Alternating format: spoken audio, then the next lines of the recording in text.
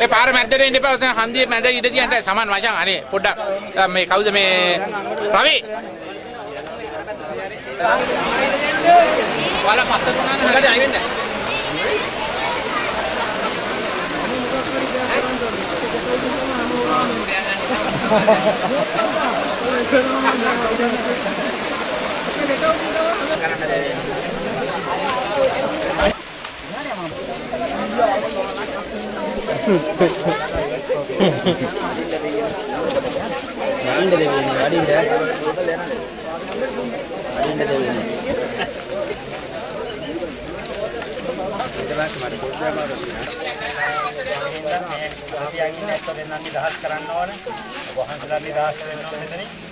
මේ ඉක්මන් කළා අපිට පුළුවන් ඉක්මනින් මේ හොරාගේ නිවස තමයි ඕනේ. අපිට මේ හොරාගේ පාර වහන්න බෑ. අනේ අයින් වෙන්න පාර. පොඩ්ඩක් ඉඳලා එහාට මෙහාට වෙන්න දෙපැත්තට.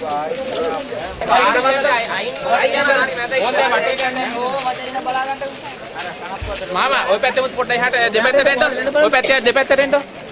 තිබුණත් මේ අපි මේ උභාන්සලා ගමන් කරනකොට පාර ඒගොල්ලෝ ඉඳ දීලා අයින් වෙනවා. ඒකින්ද පාර ඉඳ කියන්නේ පහසු වෙන්නේ නැතුව ගමන් කරන්න අපි මග සලසලා දෙනවා. උභාන්සලා ගමන් කරන්නේ.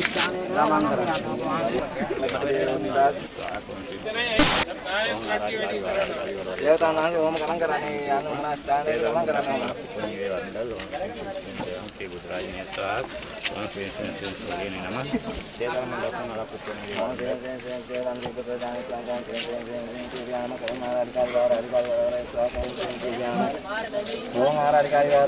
වැඩන්නේ කිව්වට අර ඔක්කොම ඉන්නවනේ. පාර මැදම ගෑ මුලින්.